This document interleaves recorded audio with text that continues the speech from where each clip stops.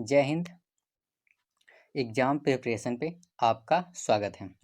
जैसे कि मैं आपको भारत का संविधान कॉन्स्टिट्यूशन ऑफ इंडिया पढ़ा रहा हूँ। मैंने अभी तक टोटल इसमें 7 क्लासें पढ़ा चुका हूँ, जिसमें मैंने आपको भाग 5 संघ पढ़ा रहा था, जिसमें अपनी पिछली क्लास में मैंने आपको संसद के बारे में, पार्लियामेंट के बारे में बताया। तो आज हम बात करेंगे संसदीय समितियां। आखिरकार ये संसदीय समितियां होती क्या हैं, इसके बारे में हम विस्तार से चर्चा करेंगे। तो आइए समय ना गवाते हुए शुरुआत करते हैं। अगर अभी तक आपने अपने इस YouTube चैनल को सब्सक्राइब नहीं किया है तो इस चैनल को सब्सक्राइब कर लीजिएगा, और ताकि मैं जो भी वीडियो डालूं आप तक उसका नोटिफिकेशन पहुंच जाए और आप अपनी तैयारी को बेहतर कर सकें। और चैनल को शेयर, लाइक और कमेंट भी ज़रूर कीजिएगा। तो आइए शुरुआत करते हैं। हम समझने की कोशिश करते हैं संसदीय समितियों के बारे में। आखिरकार ये संसदीय समितियां होती क्या हैं और इनका काम क्या होता है। जैसे कि हमारे देश में पार्लियामेंट्री सिस्टम संसदीय समितियां हैं। संसद है, पार्लियामेंट्री सिस्टम है। अगर हम बात करें इस संसदीय लोकतंत्र में, जो संसद होते, संसद के मुख्यतः 2 काम होते हैं। पहला काम है कानून बनाना, और दूसरा क्या है, सरकार की कार्यात्मक शाखा का निरीक्षण करना। पहला काम है कानून बनाना और दूसरा काम है सरकार की कार्यात्मक शाखा का निरीक्षण करना। जैसे जो मंत्री के समूह होते हैं उन्हें मंत्री परिषद कहते हैं, और मंत्री के पास ही मंत्रालय होते हैं। जैसे वित्त मंत्री हैं, गृह मंत्री हैं, रक्षा मंत्री हैं। ऐसे कई प्रकार के मंत्री होते हैं और मंत्री के पास मंत्रालय होते हैं, और मंत्रालय ही हमारे देश में डेवलपमेंट और विकास का काम करती है। तो अब बात करते हैं जो सरकार काम करती है, क्योंकि जिसके पास मंत्रालय है उसी के पास पैसे हैं और वही हमारे देश में विकास का काम करती है। अब संसद का दूसरा काम, संसद में लोकसभा और राज्यसभा दोनों आ जाएंगे। मैंने आपको पिछले वीडियो में बताया था। हालांकि मंत्रालयों की संख्या मात्र कम होती है और मंत्रालय ही हमारे देश में विकास का काम करेंगे। जब वो जो काम करते हैं तो जो ये संसदीय समितियां बनाई जाती है, उस मंत्रालय के कार्यों का निरीक्षण करना कि हाँ उन्होंने कौन सा काम किया है। सरकार के कार्यों का निरीक्षण कौन करती है? संसदीय समितियों के माध्यम से। संसद के इन्हीं कार्यों को प्रभावी ढंग से संपन्न कराने के लिए संसदीय समितियों को एक माध्यम के तौर पे, एक साधन के तौर पे प्रयोग किया जाता है। अगर मैं आपको बताऊं सामान्य भाषा में संसदीय समितियों का मुख्य काम क्या होता है, तो सरकार के द्वारा जो भी कार्य किए जाते हैं उन कार्यों का निरीक्षण करना हम जिसके माध्यम से करते हैं वो संसदीय समितियों के माध्यम से करते हैं। और हमारी जो संसदीय समितियां हैं वो 2 प्रकार की होती हैं। एक हमारी है अस्थाई समिति और एक हमारी है तदर्थ समिति। तो आइए बात करते हैं अस्थाई समिति क्या होती है। अगर हम बात करें अपने इस अस्थाई समिति के बारे में, जो ये अस्थाई समितियां होती हैं, अस्थाई एवं नियमित समितियां होती हैं। इनका नियमित एक फिक्स होता है जिनका गठन हम समय समय पर करते हैं। अस्थाई समितियां मुख्य रूप से 3 प्रकार की होती हैं, जिसमें आपका पहला क्या है, प्राक्कलन समिति, और दूसरा क्या है, लोक लेखा समिति, और तीसरा क्या है, सार्वजनिक उपक्रम समिति। तो आइए जानने की कोशिश करते हैं कि आखिरकार ये प्राक्कलन समिति क्या होती है, इसकी संरचना कैसी है और इसका कार्य क्या होता है। अगर हम प्राक्कलन समिति की गठन की बात कर ले तो प्राक्कलन समिति का गठन वर्ष 1950 में हुआ था।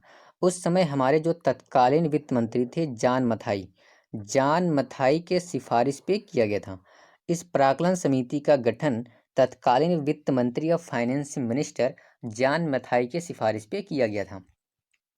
अगर हम बात करें इस समिति में कुल कितने मेंबर होते हैं, इस समिति में कुल 30 सदस्य होते हैं, जिसमें से लोकसभा के 30 सदस्य होते हैं और प्राक्कलन समिति में लोकसभा का कोई भी मेंबर या कोई भी सदस्य नहीं होता है।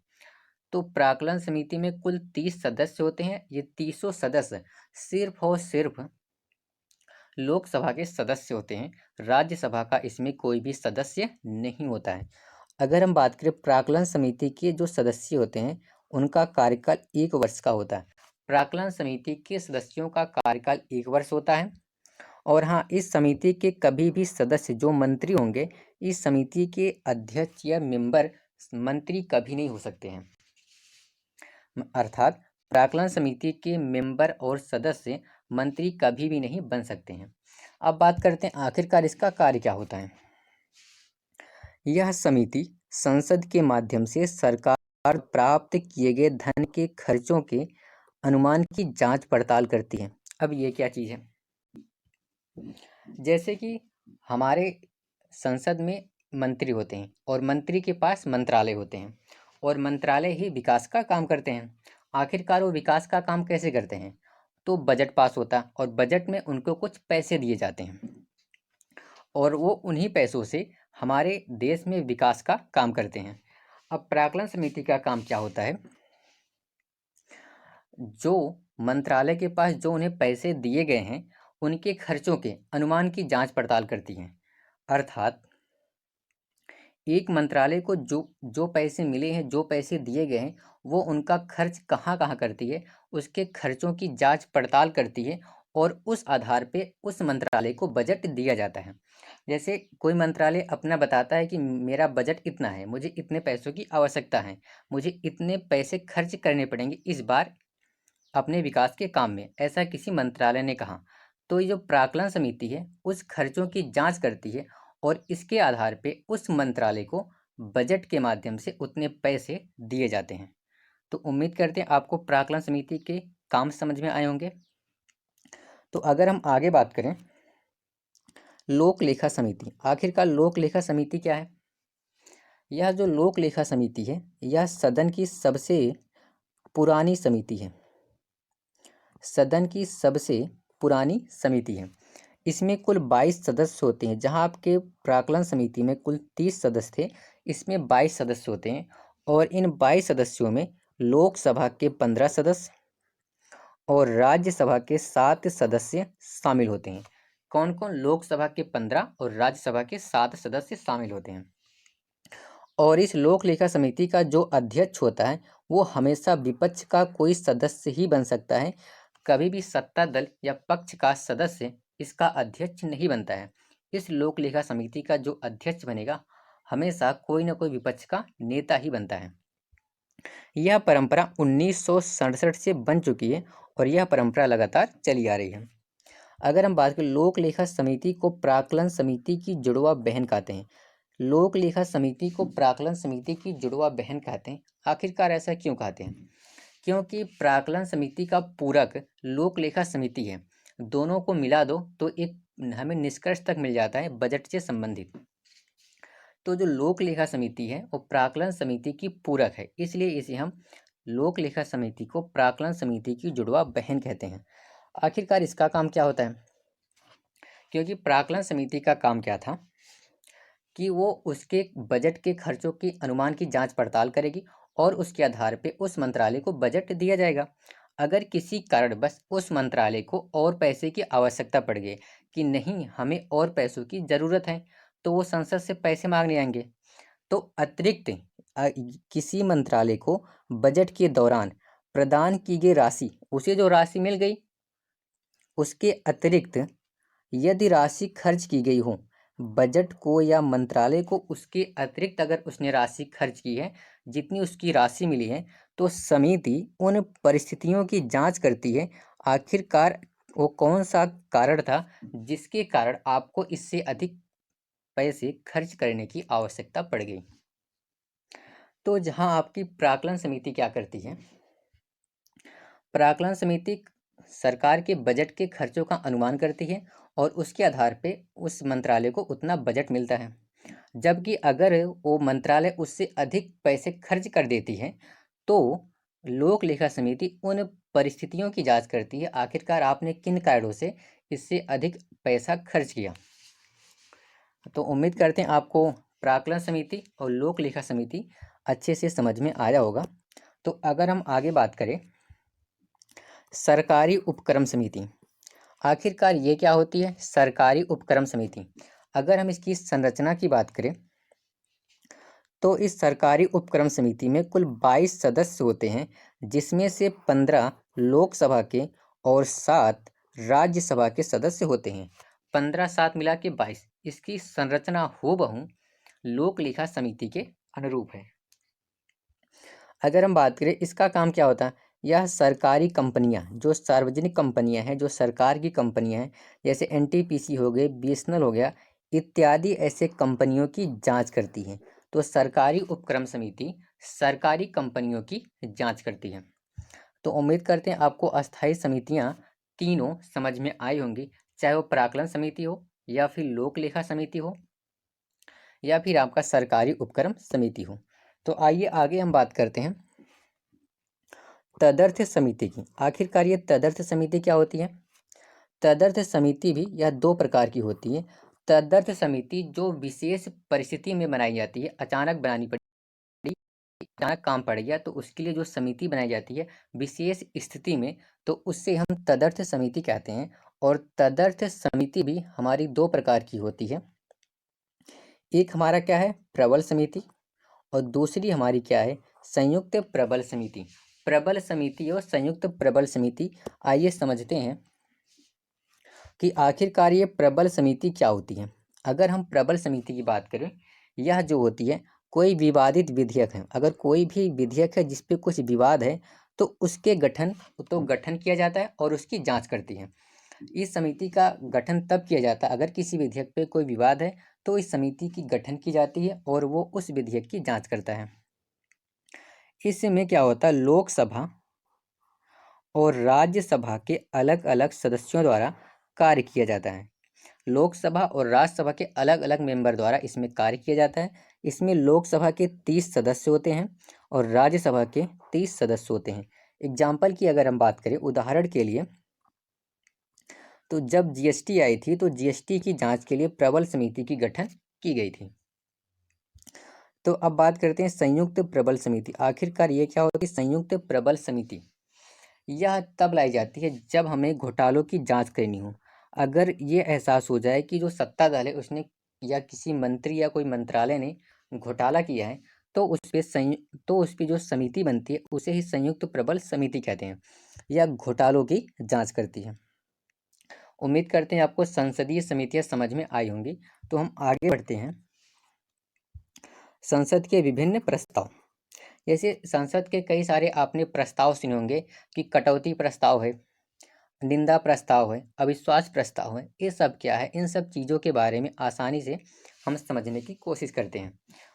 प्रस्ताव समझने से पहले हम कुछ चीज़ें और समझ लेते हैं कि आप कई बार सुनते हैं ये प्रस्ताव है, ये विधेयक है, ये कानून है। आखिरकार इनमें क्या क्या, इनकी परिभाषा क्या हो सकती है।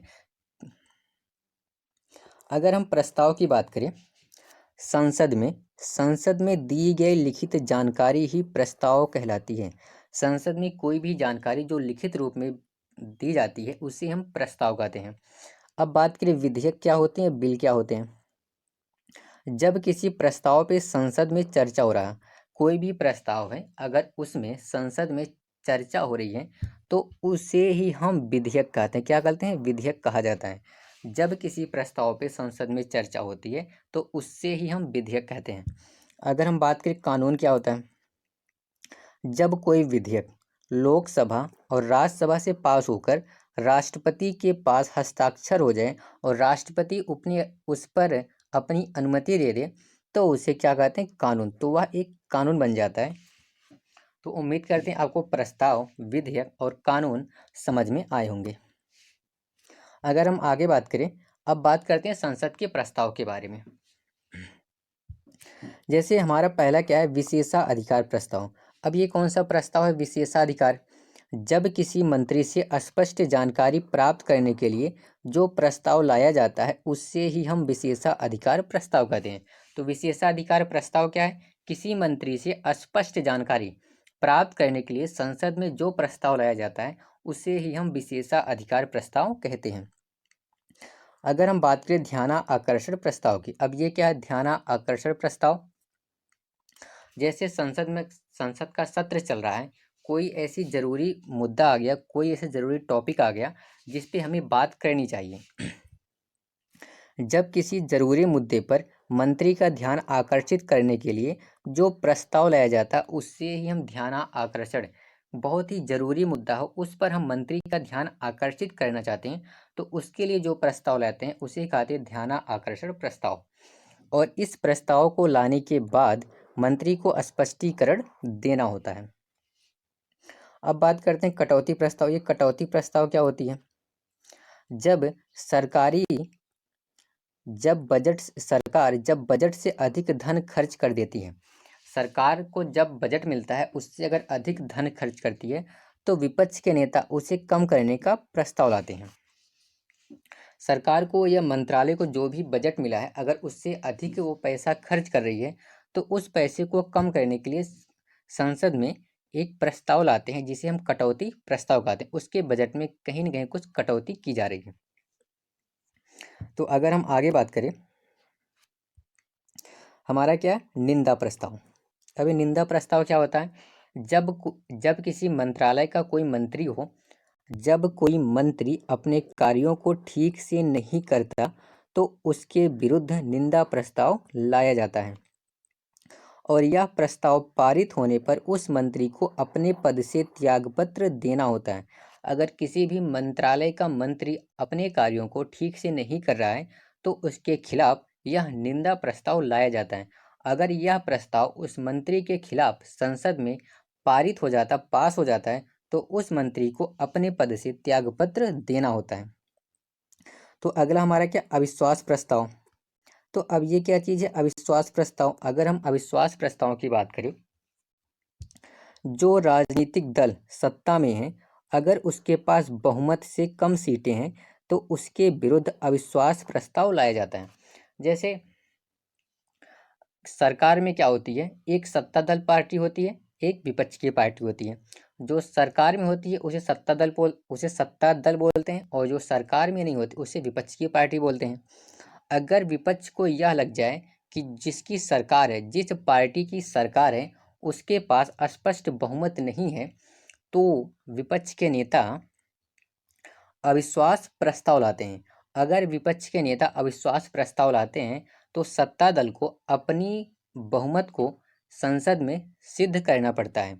अगर वह यह बहुमत नहीं सिद्ध कर पाए तो उनकी सरकार बर्खास्त हो जाती है, गिर जाती है। और अविश्वास प्रस्ताव लाने पर सरकार को बहुमत दिखानी होती है। यदि बहुमत नहीं दिखा पाए तो सरकार को हटा दिया जाता है। बहुमत का मतलब 50, जितनी टोटल सीट है उसका 50% + 1। और अविश्वास प्रस्ताव, यह प्रस्ताव लाने से 10 दिन पहले इसकी सूचना देनी होती है क्योंकि हमारे लोकसभा में टोटल 545 सीट है। इसका अगर आप 10% + 1 निकालोगे तो लगभग 273 सीटें आएंगी। तो इसलिए यहाँ पे लिखा 273। अगर जिस सत्ता दल के पास 273 सीटें मिल जाती हैं तो ये माना जाता है उसके पास स्पष्ट बहुमत है और वह सरकार बना लेगी। लेकिन अगर उसके पास स्पष्ट बहुमत नहीं होती है तो विपक्ष के नेता उस पर अविश्वास प्रस्ताव लाते हैं और उसकी सरकार को गिरा देते हैं।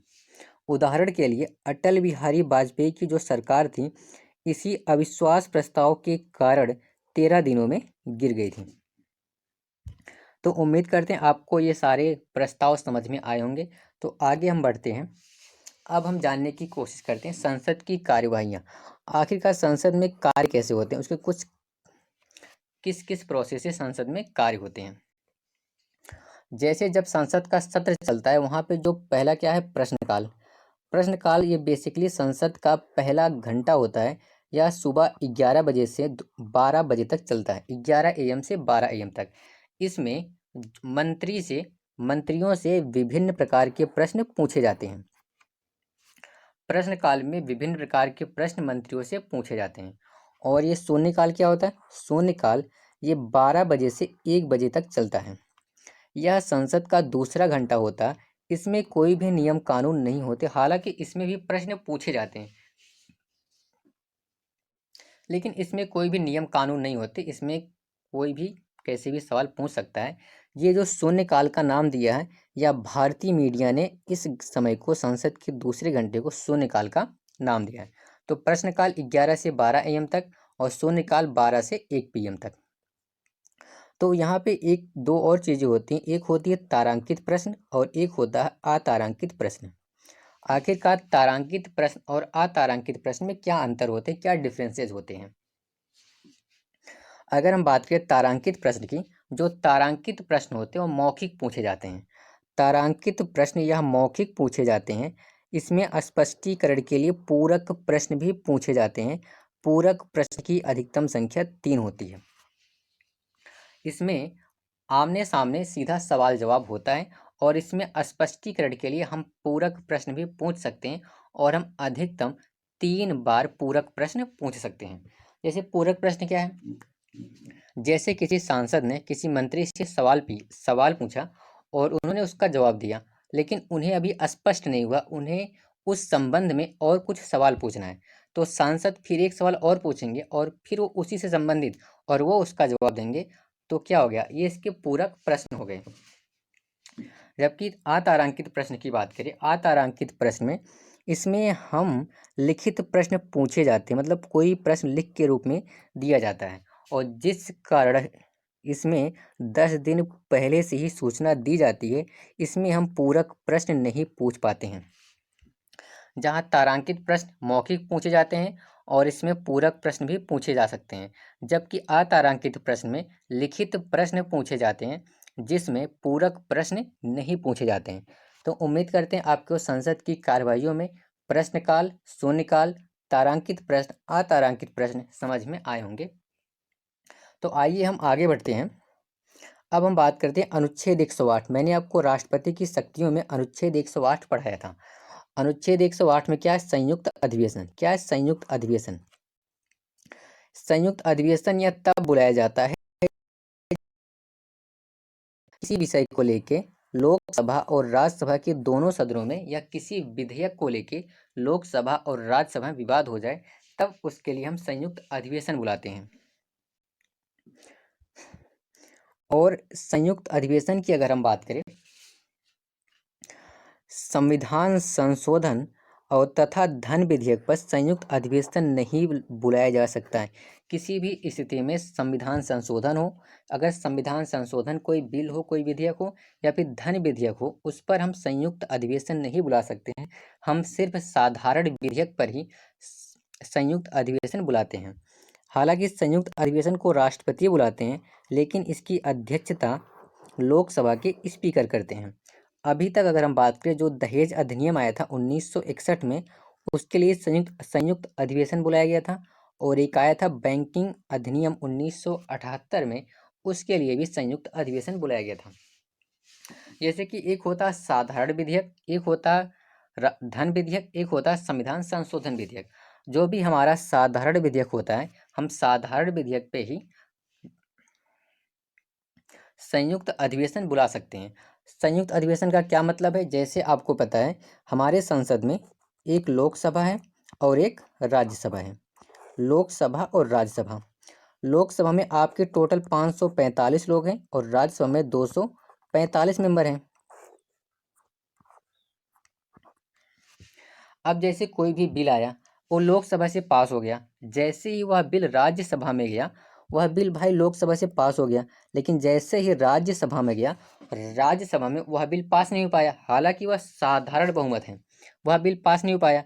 तो राष्ट्रपति क्या करते हैं? एक संयुक्त अधिवेशन बुलाते हैं। संयुक्त अधिवेशन का तात्पर्य लोकसभा के 545 मेंबर और राज्यसभा के 245 मेंबर, अगर हम टोटल जोड़ ले तो 5 2 7 और 790, तो 790 लोगों को बुला के हम क्या करते हैं? साधारण बहुमत से ही इस बिल को पास करा लेते हैं।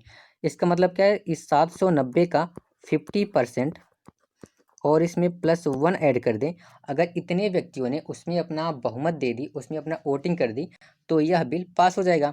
इसमें ऑब्वियसली बात है, अगर लोकसभा ने कोई बिल लाया है, जहां आपकी लोकसभा में टोटल 545 लोग हैं और राज्यसभा में 245 लोग हैं, तो बड़ी ही आसानी से संयुक्त अधिवेशन के माध्यम से कोई भी साधारण बहुमत आराम से पास हो सकता है। इसीलिए कहा गया है संविधान संशोधन। अगर कोई भी संविधान संशोधन का मुद्दा हो या कोई संविधान संशोधन से संबंधित कोई बिल आया हो या फिर धन विधेयक से संबंधित कोई बिल आया हो, उस पर हम किसी भी स्थिति में संयुक्त अधिवेशन या राष्ट्रपति संयुक्त अधिवेशन नहीं बुला सकते हैं। तो उम्मीद करते आपको यहाँ तक समझ में आया होगा। तो हम कल पढ़ेंगे विधेयक के बारे में, कौन कौन सी विधेयक होते हैं, साधारण बहुमत क्या है, धन विधेयक क्या है और संविधान संशोधन विधेयक क्या है, उसकी प्रोसेस क्या है, कैसे कैसे पारित होता है। तो अगर आपको ये वीडियो पसंद आए तो चैनल को लाइक शेयर और सब्सक्राइब ज़रूर कीजिएगा और हो सके तो कमेंट भी ज़रूर कीजिएगा। तो उम्मीद करते हैं, तो अपने वीडियो को यहीं पे समाप्त करते हैं।